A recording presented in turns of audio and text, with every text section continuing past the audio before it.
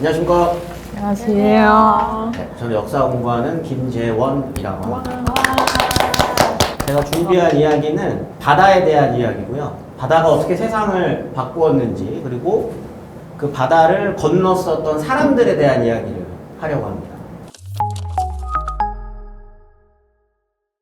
오늘 강의의 첫 번째 시작입니다. 무역이 어떻게 시작됐고 항구는 어떻게 탄생하게 되었는지 그것에 대한 이야기를 좀 드릴 텐데, 그 전에 바다에 대한 이야기를 좀 먼저 해볼게요. 지구라는 단어를 생각해 보신 적이 있나요? 지구? 지구는 육지라는 개념이 포함되어 있는 거고, 땅이라는 개념이 훨씬 더 강조되어 있는 표현입니다. 사실 지구의 표면적은 76%가 바다입니다. 그럼 우리가 사는 곳을 다시 정의를 해본다면 어쩌면 해구 혹은 수구라고 불러도 이상함이 없을 정도로 바다가 훨씬 더 큰 면적을 차지함에도 우리는 늘 언제나 지구라고 생각을 해왔다. 근데 이게 우리가 역사를 바라볼 때도 그렇습니다. 지구의 역사라고 하니까 땅과 땅이 연결되어 있는 옛날 이야기만 생각을 하게 된다는 거죠. 사실은 바다와 바다, 바다와 땅을 연결하는 역사가 인류 역사에서 훨씬 더 중요한 역할을 해왔음에도 우리는 굉장히 그것에 대해서 소홀하게 생각해 왔었다는 거죠.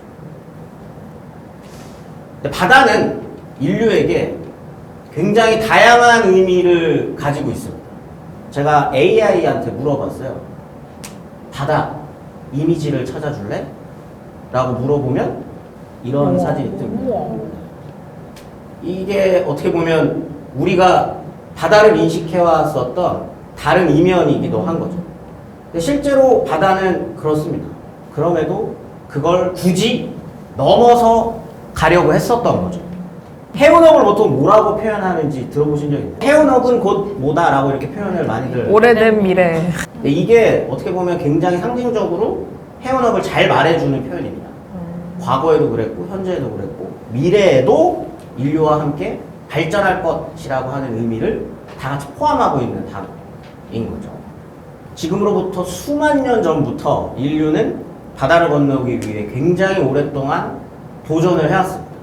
선사시대 때부터 이미 인류는 배 타고 바다를 건넜다라고 하는 겁니다. 신석기 시대부터 교환은 시작됩니다.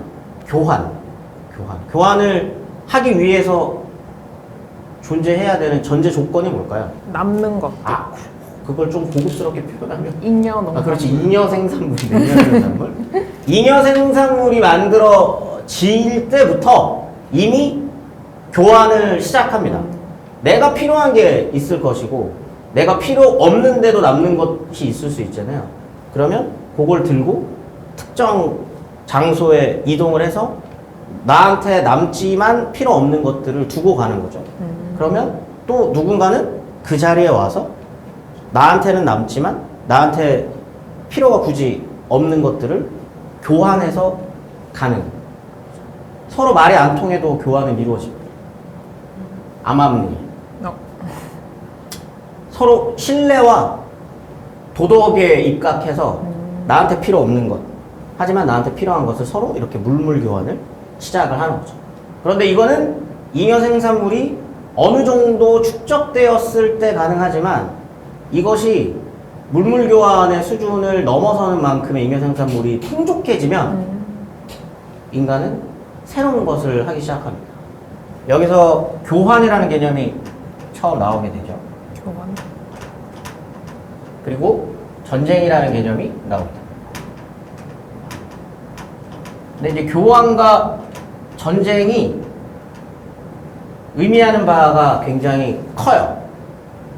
교환과 전쟁이 활발하게 일어나면 물론 전쟁 같은 경우에는 굉장히 부정적인 역할을 하기도 하지만 생각보다 긍정적인 역할을 할 때도 있습니다. 특히 이 시기에 뭘까요? 교류. 교류가 일어납니다. 이렇게 떨어져 있었던 서로 간의 문명이 교환을 위해 서로 만나게 되고, 전쟁을 통해 누군가와 만나게 되는 과정에서 서로 다른 문화와 문명이 만남을 하고 서로 교류를 하게 되는 거죠. 근데 원래 문화라는 거는 그래요. 한 곳에만 머물러 있는 문화와 문명은 발전하기가 힘듭니다. 그런데 내가 미처 생각하지 못했었던 것들을 전혀 다른 문화권에서 하고 있다면 그것이 만났을 때 발전으로 이루어지는 거죠. 인류 역사는 언제나 그렇게 발전을 해왔습니다. 그 과정에서 굉장히 중요한 역할을 하는 공간이 바다. 바다라는 거죠. 바다입니다, 바다. 그 중에 가장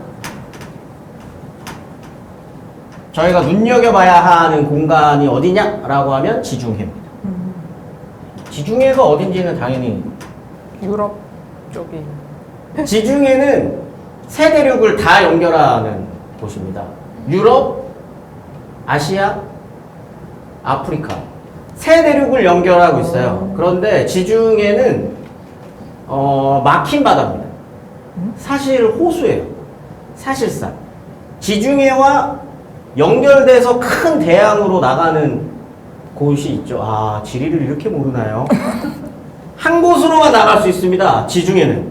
아. 대양으로 나가려면 어디죠?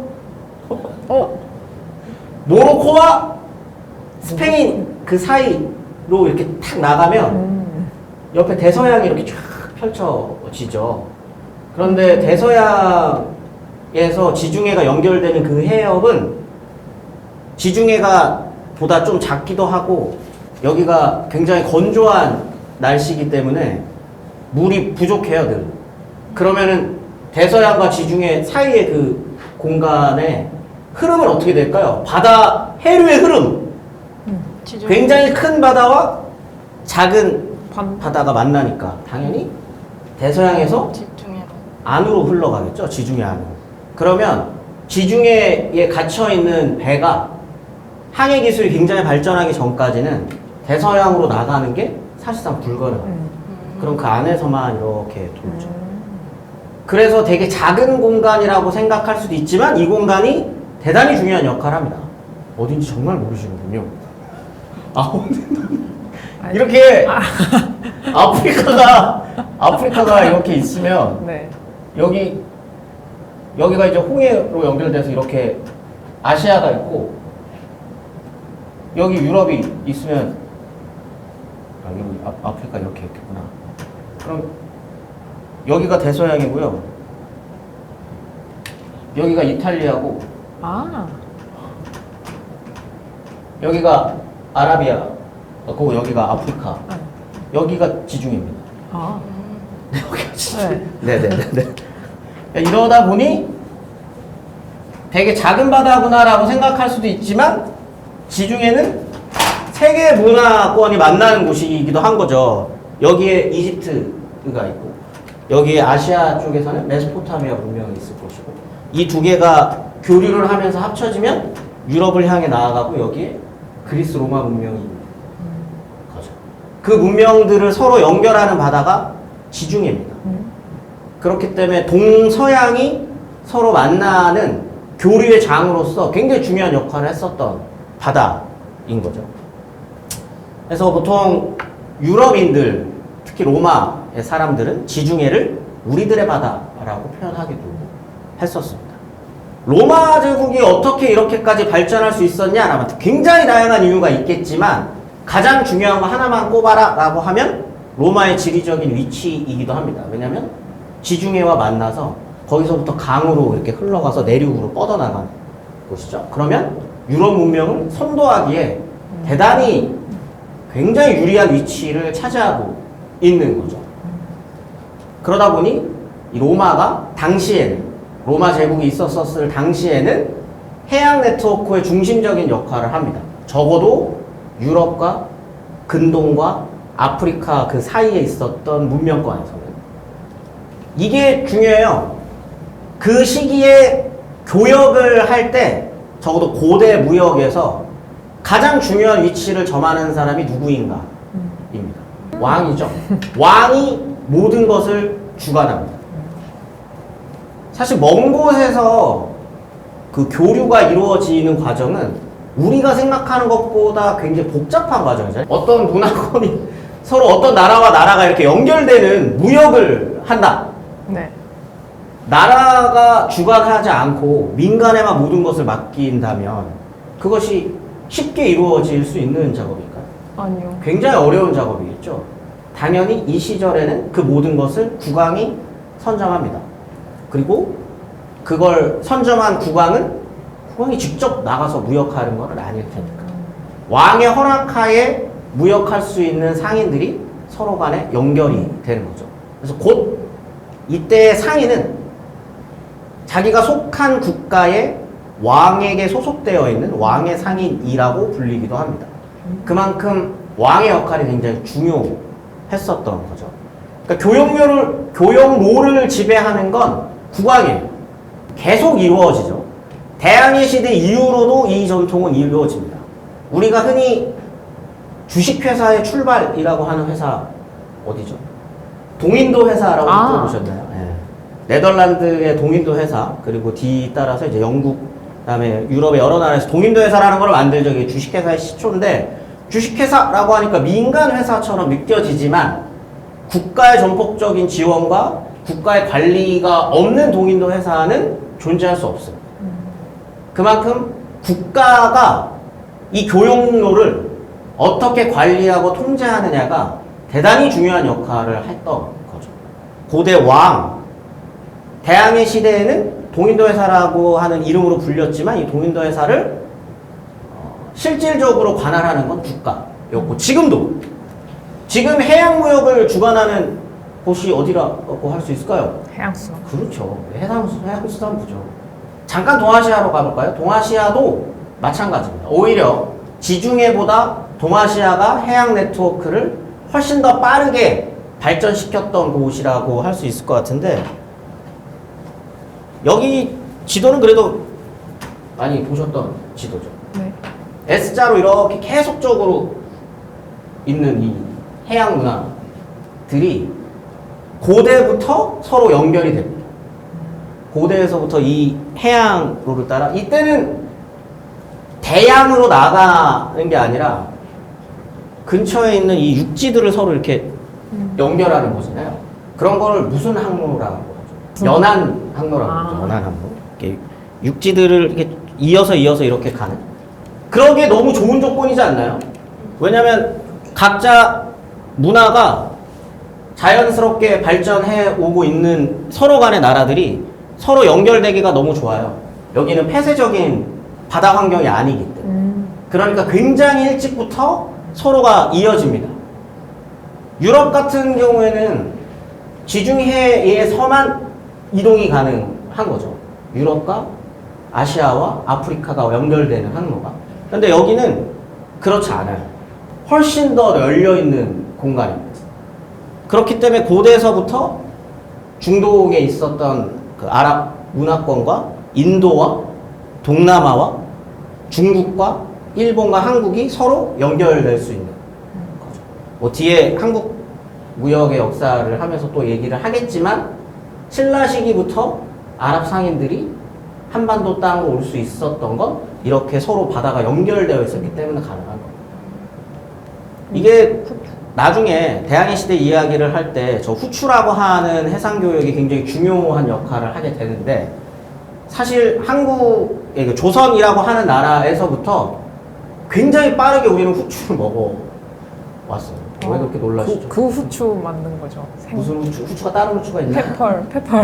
그 후추. 아, 페퍼죠. 블랙페퍼라고 부르는 후추가, 이제 조선이라는 나라를 딱 생각하면 굉장히 폐쇄적인 나라였고, 무역이 거의 없고, 중국하고만 이어져 있고, 이렇게만 생각하기 쉽지만, 사실 조선은 아까 말했었던 그런 해상 교역로를 따라서 이미 굉장히 다양한 나라들과 연결이 됩니다. 그래서 이 시기부터 이미 해상 교역을 통해 후추도 들어오고, 나중에는 뭐 조선 후기가 되면 고추. 그러니까 조선 시대 때부터 특히 조선 후기가 되면 이제 고추를 사용하기 시작하는데, 우리는 흔히 조선 시대 하면 딱 흥선대원 무역 딱 막아가지고 중국하고만 어떻게 해보려고 하고 막 이렇게만 생각을 하지만, 이미 그 시절의 조선도 이 해상 교역을 통해 혹은 간접적인 육상과 해상에 연결되는 교역들을 통해서 이미 세계 속의 조선으로 자리 잡고 있었다는 거죠. 그만큼 동아시아는 굉장히 빠르게 해상 교육을 발전시켜 나갔다는 겁니다. 그 중에 가장 중요한 네트워크 중에 하나가 조공고요. 조공과 책봉에 대한 이야기는 들어보셨나요? 조공은 들어봤습니다. 뭐죠? 받치는 거 아니야? 갖다 바치는 거예요? 그냥 받치는 거. 갖다 바치는 조공 네트워크가 이 시기 동아시아 해상무역뿐만 아니라 모든 무역의 핵심이자 거의 전부입니다. 중원이 있으면 그 중원을 장악한 중국의 황제가 있겠죠. 그들이 이제 중화 문명이라고 부르는. 그럼 이 중화 문명권을 향해 조공을 바친다라고 하셨잖아요. 조공을 바칩니다. 그게 물건이겠죠. 각자 지역에서 나는 물건들. 그게 교역이에요. 그 물건을 중국의 황제에게 바치면 책봉을 내리죠. 그래? 너는 그럼 조선이라고 하는 나라에서 왕노릇을 하렴. 너는 베트남에서 왕노릇을 하렴. 너는 뭐 필리핀에서 왕노릇을 하렴. 너는 일본에서 왕노릇을 하렴. 이렇게 책봉을 내려주는 겁니다. 이렇게만 딱 들으면 정근대 동아시아의 어떤 그런 네트워크의 핵심이라고 불리는 이 조공, 책봉이라고 하는 통치술이 조선 사람들 입장에서는 굉장히 치욕적으로 느껴지나요? 근대 조약 시스템의 핵심은 뭘까요? 조공, 책봉이 정근대의 무역의 핵심이라면 근대 이후의 무역의 핵심은 조약이겠죠? 이 조약 시스템의 핵심이 뭐죠? 근대 국제관계의 핵심인데요. 평등입니다. 두 나라가 평등하다는 전제에서 조약을 맺잖아요. 네. 그러지 않나요? 네네. 맞습니다. 서로의 이익이 서로 평등하고 우리의 관계가 일직선으로 되어 있어야지 관계를 맺는 게 근대 조약 시스템입니다. 사실 그 이면에 당연히 어떤 특정 나라는 더 큰 이득을 보게 되죠. 당연히. 그런데 우리는 이것을 조약이라는 근대적인 평등한 시스템 속에 가리고 있잖아요. 근데 조공책봉이라고 하는 관계는 어떤 측면에서는 굉장히 솔직한 거죠. 우리 주변의 모든 나라들 중에 군사력도 세, 인구수도 많아, 가진 것도 많아, 땅도 넓어. 우리가 저 나라랑 붙으면 질 것 같은데? 알았어요. 그러면 형님이라고 불러드리겠습니다. 라는 게 기본 전제입니다. 그렇기 때문에 형님 나라한테 형님 1년에 한 번씩 동생 인사드리러 왔어요 하고 이제 큰 절 올리고 우리가 이만큼 갖고 온 물건이 있는데요. 여기 우리나라 특산물인데 이거 한번 드셔보세요. 라고 하는 거죠. 그렇게 동서양이 서로 다른 문화를 통해서 각자의 문화권에서 교역을 하고 있는 와중에 실크로드라고 하는 교역로가 만들어지기 시작합니다. 동쪽 끝에서 유라시아 대륙의 동쪽 끝에서 서쪽 끝까지 무역이 일어나기 시작을 하는 거죠. 처음에는 육지로 갔을 겁니다. 그걸 이제 실크로드라고 하죠. 실크로드는 이름에서 드러나듯이 뭘 중심적으로 무역? 실크. 비단. 그렇죠. 그래서 비단길이라고. 근데 비단길이라고 불리지만 비단만을 가져가지는 않아요. 실크로드의 더 큰 핵심적인 상품은 이때도 향신료죠. 통틀어서 향료 혹은 향신료들을 갖다 나르는 겁니다. 그런데 여기 육지를 통해서 이렇게 옮길 때는 주로 이동 수단이 뭐였을까요? 말이요. 마차? 낙타죠, 낙타. 네. 왜냐면은 저 페르시아 쪽이 사막이잖아요. 그러니까 낙타를 통해서 이동을 합니다. 그런데 낙타를 통해 이동하면 얼마나 실어갈 수 있을까요? 내가 낙타를 100마리를 끌고 간다.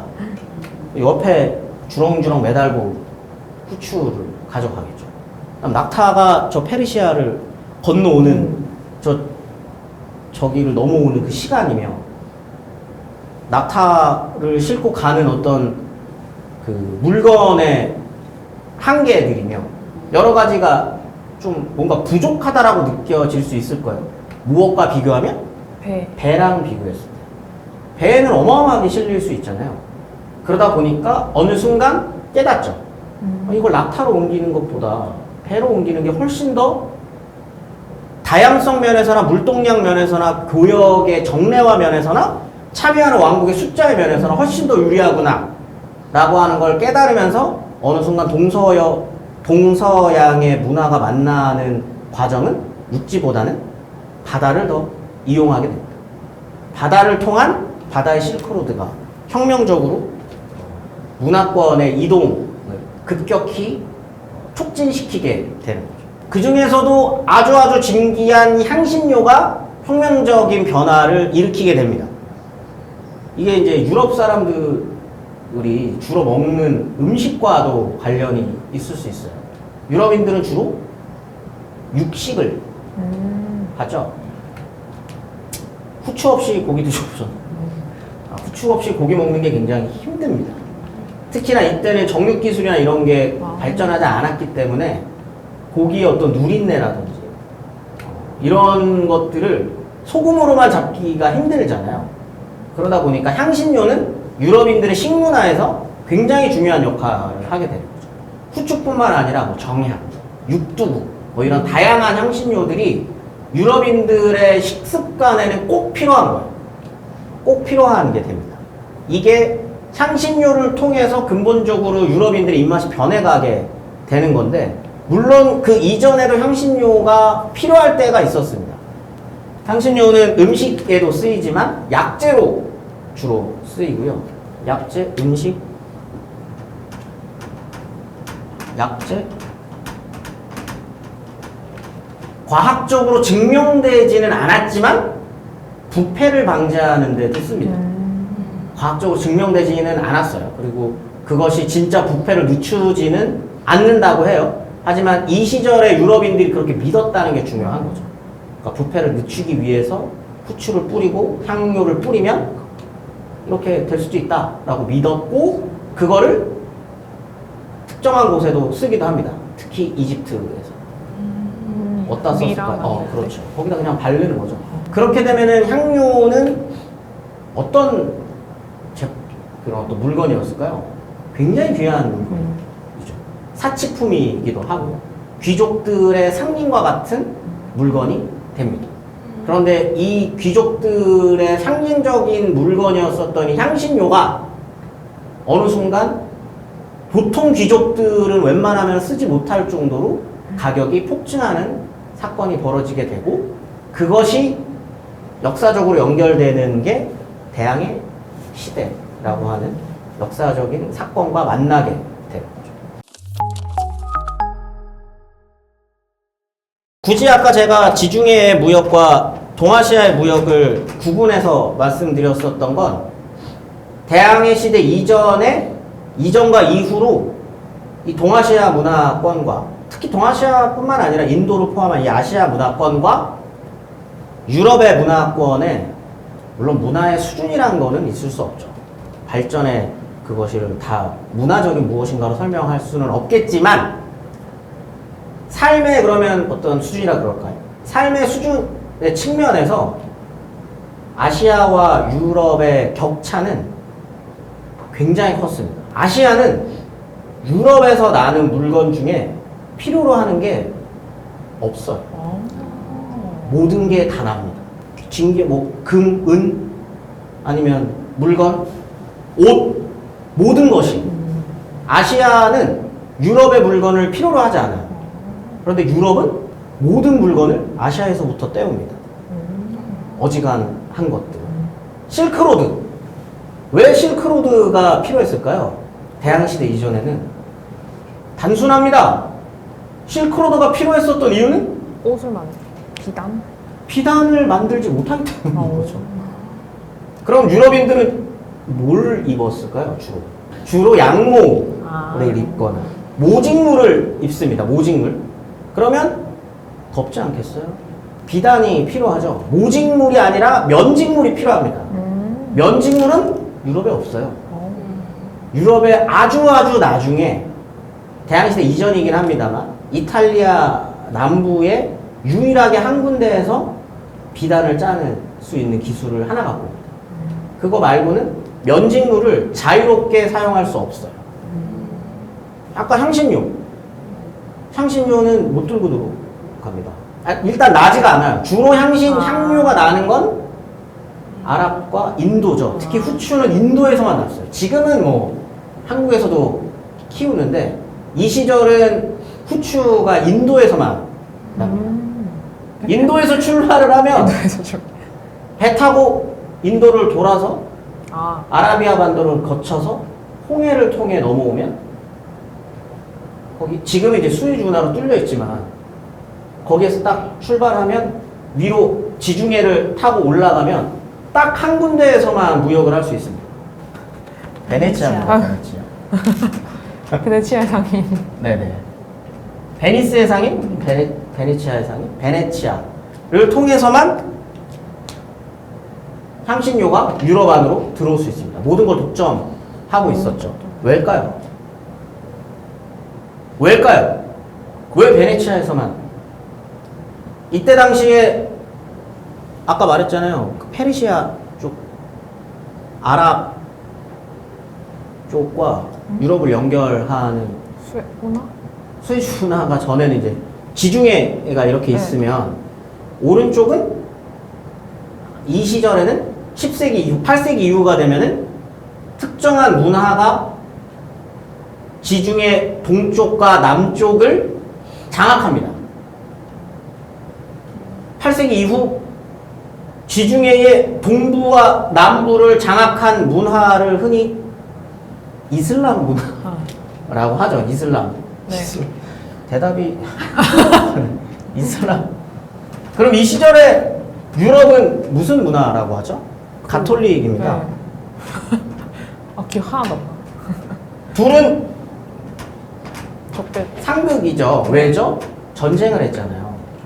그런 걸 보통 십자군 전쟁이라고 부릅니다. 십자군 전쟁. 십자군 전쟁을 몇 세기에 걸쳐 했기 때문에 둘 사이에는 무역이라고 하는 게 이루어지기가 굉장히 힘들었겠죠. 물론 아까 전쟁에 굉장히 중요한 역할을 말씀드렸잖아요.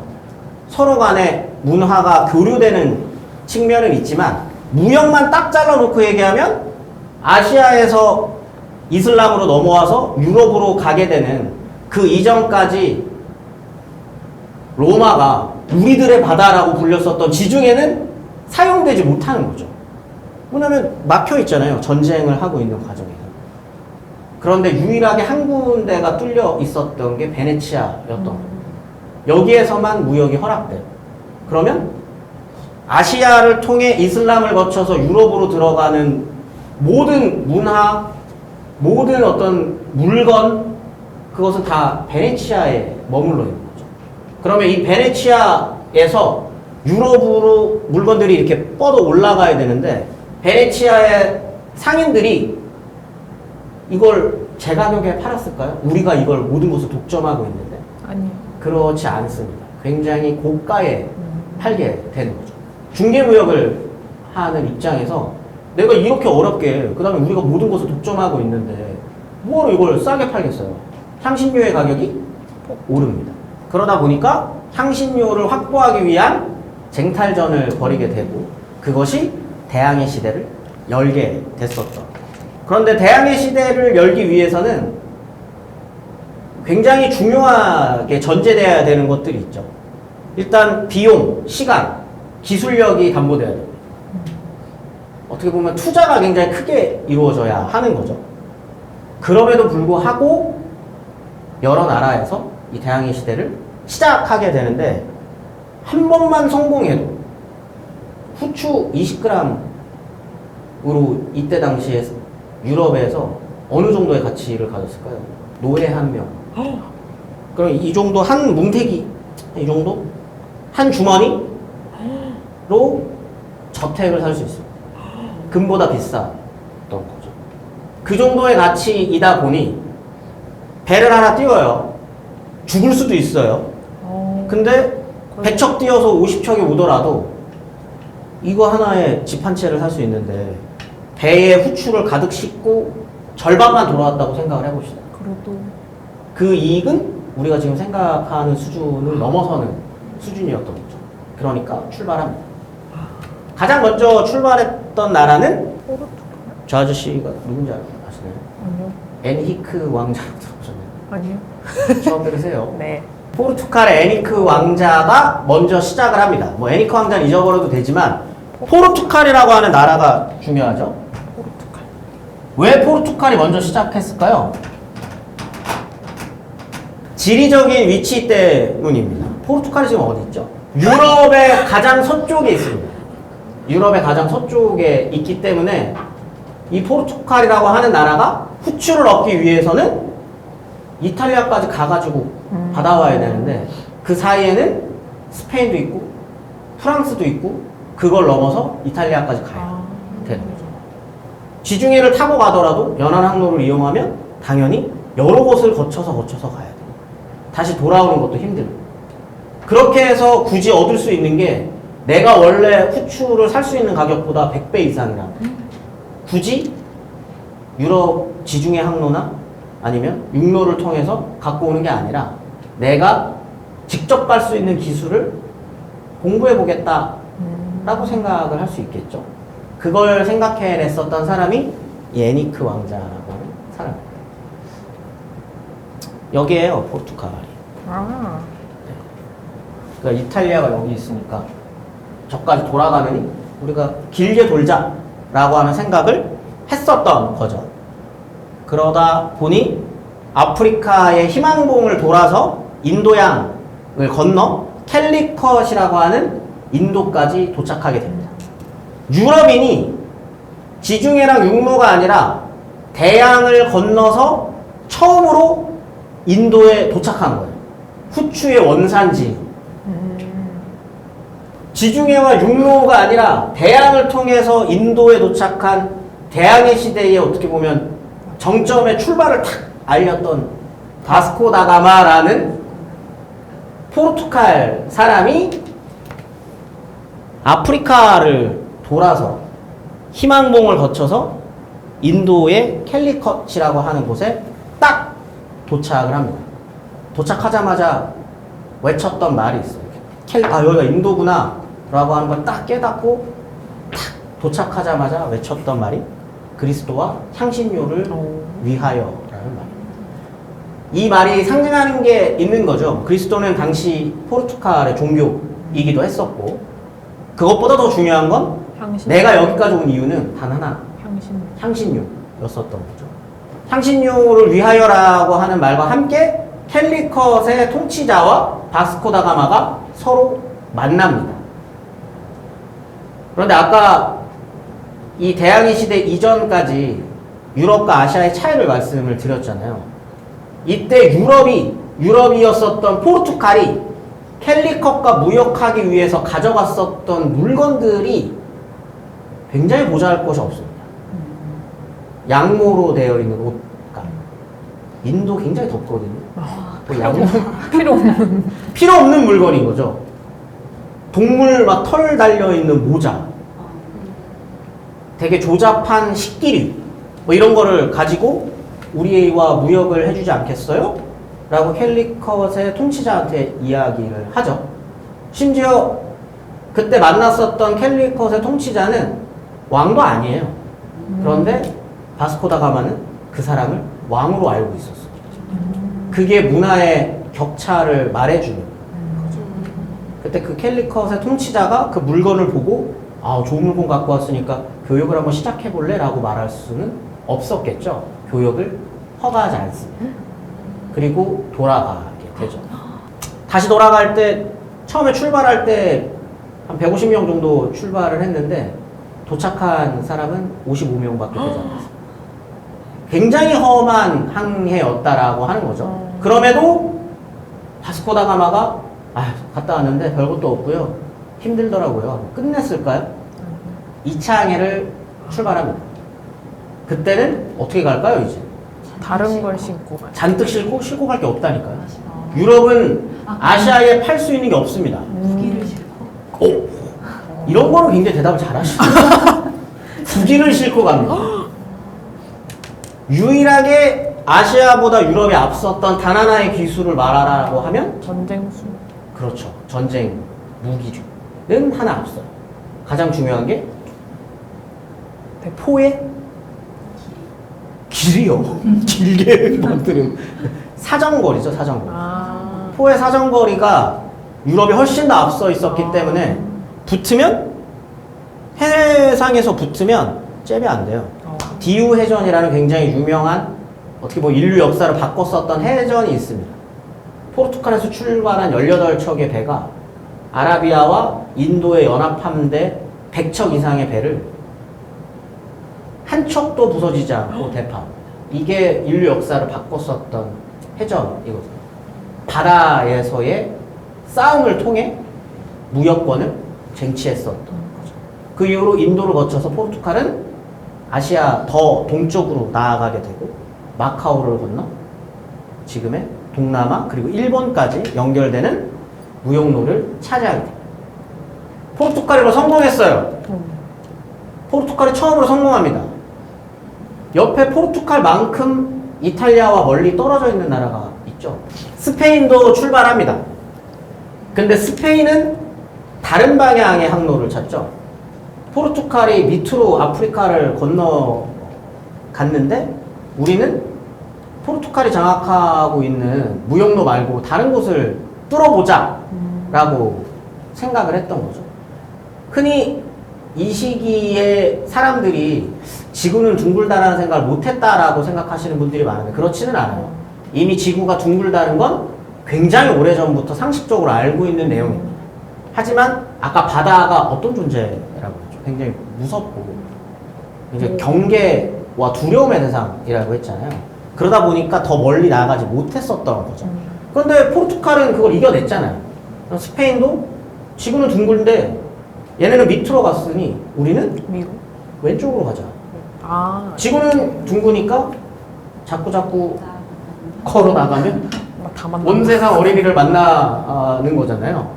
왼쪽으로 돌면 아시아가 있겠지라고 하는 굉장히 단순한 생각으로 서쪽으로 항해를 해보자 라고 했었던 사람이 누구죠? 콜럼버스. 아, 콜럼버스는 아시네요. 바스코다가마는 모르시는데 콜럼버스는 아시네요. 콜럼버스가 그렇게 출발을 합니다. 왼쪽으로 나가면 아시아가 있다는 걸 알아요. 그런데 이 사람들이 알지 못했던 게 있죠. 유럽과 아시아 사이에 아메리카 대륙이 네. 있다는 걸 몰랐던 아. 거죠. 아메리카 대륙을 처음으로 발견하게 됐다라고 알려져 있지만 사실 아메리카 대륙은 그 이전에 유럽의 다른 사람들에 의해서 발견된 적이 있었습니다. 그들이 누구였을까요? 굉장히 오래전에 콜럼버스 이전에 아메리카 대륙은 이미 유럽인들에게 알려져 있었어요. 누구에 의해서? 바이킹. 그렇죠. 예. 바이킹에 의해서 이미 아메리카 대륙을 알고 있었습니다. 그런데 더 이상 여기를 통해서 우리가 얻을 수 있는 게 없다라고 생각을 하게 되면 굳이 안 가잖아요. 그렇게 해서 교역로가 끊겨 있었던 거죠. 그런데 신화처럼 이렇게 내려오는 거예요. 저 북유럽에서. 왼쪽으로 돌아가면 대륙 큰 거 있던데? 라고 하는 걸 또 듣게 됐던 거죠. 그런데 그때는 유럽인들이 바이킹이 그 보고 왔다라고 하는 바이킹의 신화에서 존재하는 서쪽 땅이 아메리카가 아니라 아시아라고 생각을 했던 거예요. 그러니까 왼쪽으로 가면 아메리카가 아니라 아시아가 곧 나올 수 있다라고 생각을 하게 되고 콜럼버스가 왼쪽으로 항해를 시작하는 거죠. 그래서 서쪽으로 돌아가면 일본이 먼저 나온다라고 생각을 했어요. 아. 왜냐면 이제 아메리카를 지워보세요. 아. 왼쪽으로 이렇게 돌면 제일 처음에 만나는 건 일- 지팡구, 일본. 좀 더 들어가면 중국. 좀 더 밑으로 내려가면 인도가 있을 거라고 생각을 하고 도착을 했죠. 처음에 도착한 땅은 여기입니다. 여기가 지금의 바하마 군도라고 하는 곳인데 여기에 도착을 했을 때 당연히 콜럼버스는 이 땅이 아시아일 거라고 생각을 했죠. 아시아라고 생각을 했기 때문에 여기 아시아에서 나올 수 있는 물건들을 찾아 헤맵니다. 그런데 여기에는 아시아 문명과는 전혀 다른 우리가 익히 들어왔었던 그런 중국 문명이나 인도 문명이 없다는 거를 깨닫게 되는 거죠. 하지만 콜럼버스는 마지막까지 죽기 전까지도 본인만 거기가 아시아일 거다라고 생각하고 죽게 되고 여기에 있는 사람들을 그래서 인디오로 나중에 인디언이라고 불렀던 것도 이런 콜럼버스의 오해에서부터 시작을 했지만 사실 2차 항해, 3차 항해가 시작되는 순간 유럽인들은 다 압니다. 다 깨달아요. 아, 이거 아시아가 아니네. 아시아 말고 다른 대륙이 있네? 라고 하는 걸 깨닫게 되고 여기를 어떻게 활용할까에 대한 생각들을 하게 되는 거죠. 처음에는 금을 가져갑니다. 그런데 금을 가지고 있었던 여러 제국들, 이때 여기 문명권이 있었잖아요. 아즈텍, 잉카, 마야라고 하는. 거기서 금을 다 가져가 봤더니 다 떨어진 거예요. 그러면 더 이상 스페인이 이 아메리카 대륙을 통해서 얻을 수 있는 이익이 없어져 갈 때쯤에 은광이 발견됩니다. 은광을 얻어서 은을 캐기 시작을 하는 거죠. 그런데 은을 캐봐야 할 수 있는 게 없어요. 은 가져가가지고 뭐 할 거예요? 은만 많아지는데. 교역을 하기 위해서 유통되는 돈이 많아진다고 하는 건 한편으로 좋기도 하지만 이걸 갖다가 어디다 쓸 수 있는 데가 없으면 의미가 없는 겁니다. 그러면 우리도 아시아까지, 여기가 아시아라는 걸 이제 알았으니까 아시아까지 가는 항로를 찾아야 되죠. 그래서 스페인에서 처음으로 인도, 이렇게 아프리카를 도는 게 아니라 아메리카를 돌아서 세계 일주에 성공하는 사람이 등장하죠. 마젤란이라는 스페인 사람이 처음으로 아메리카 대륙의 남부, 지금의 아르헨티나와 칠레 밑에 남극과 아메리카 대륙과 남극 사이의 해협을 마젤란 해협이라고 하거든요. 마젤란이 처음으로 뚫었기 때문에. 그렇게 성공을 하면 어떻게 되냐면 지금 멕시코는 스페인이 장악을 하고 있는 거죠.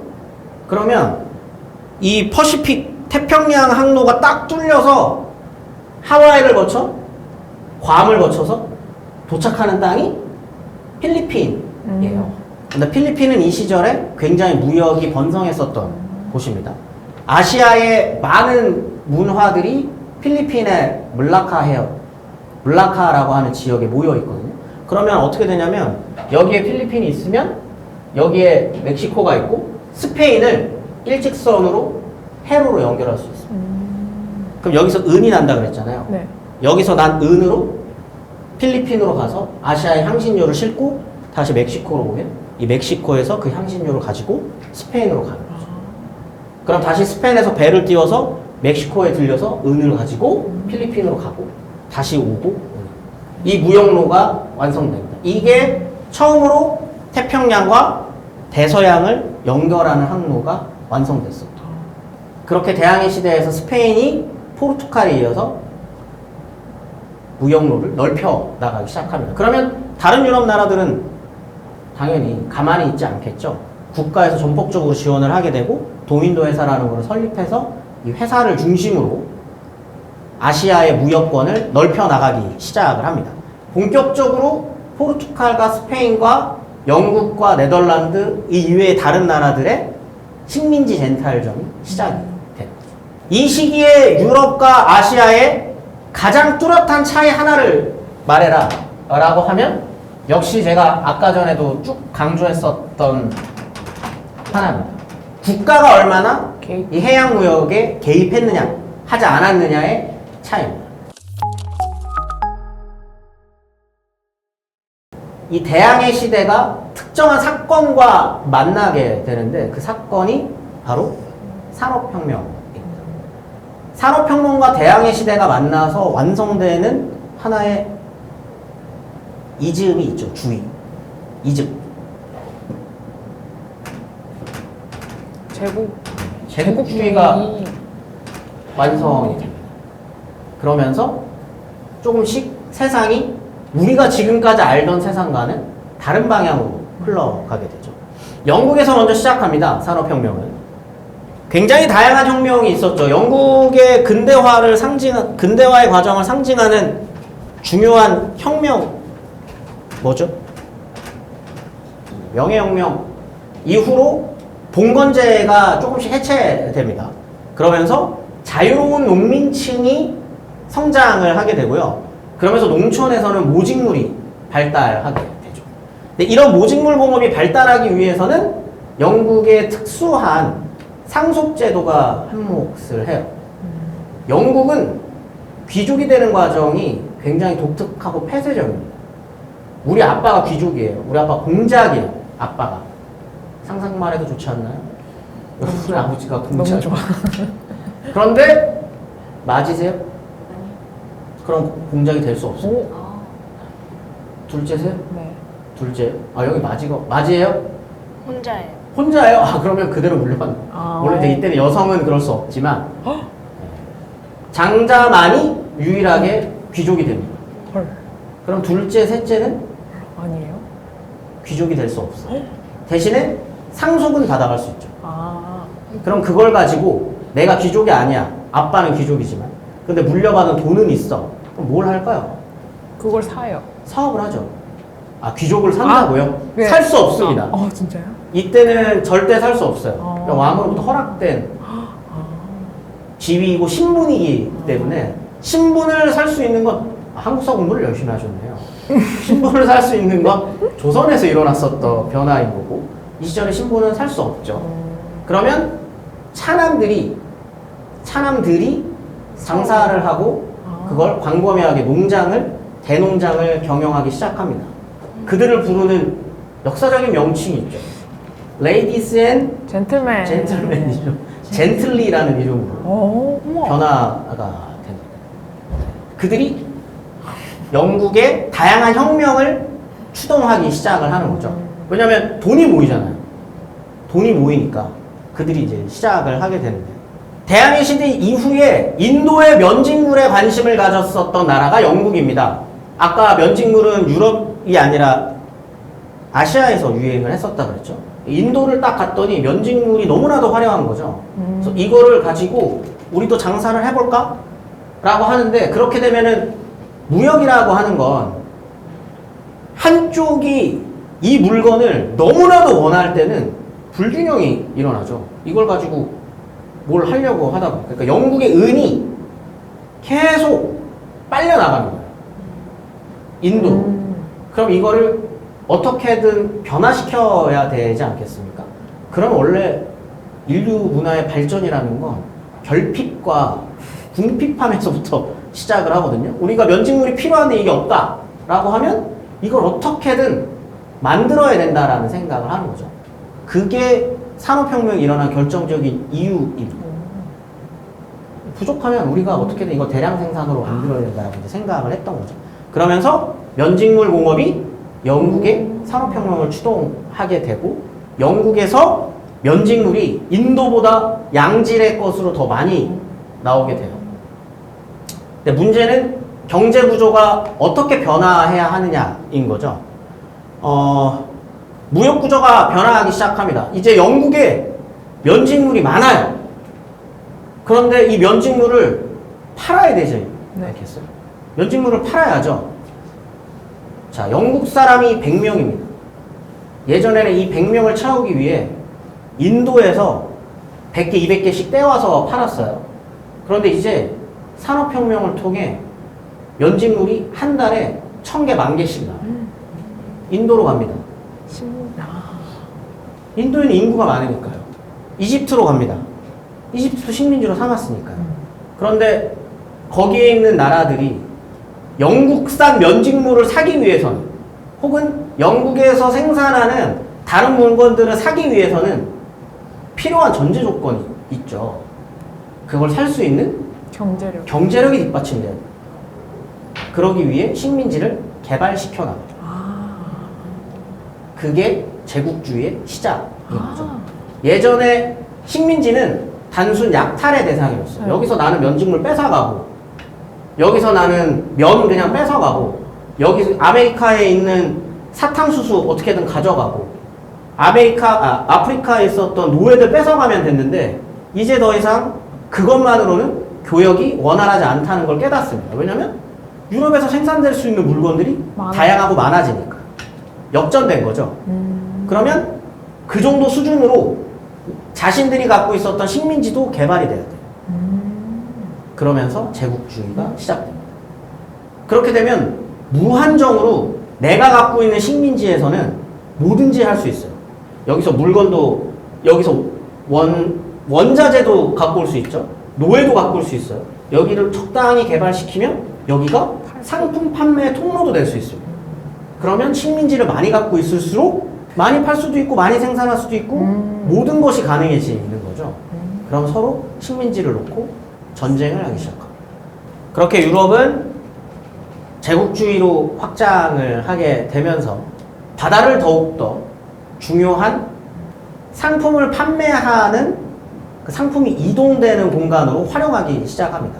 그게 그러니까 바다가 제국주의를 추동했다라고도 볼 수 있는 거죠.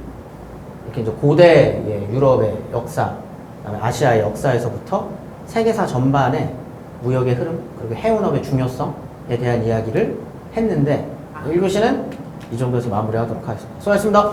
감사합니다.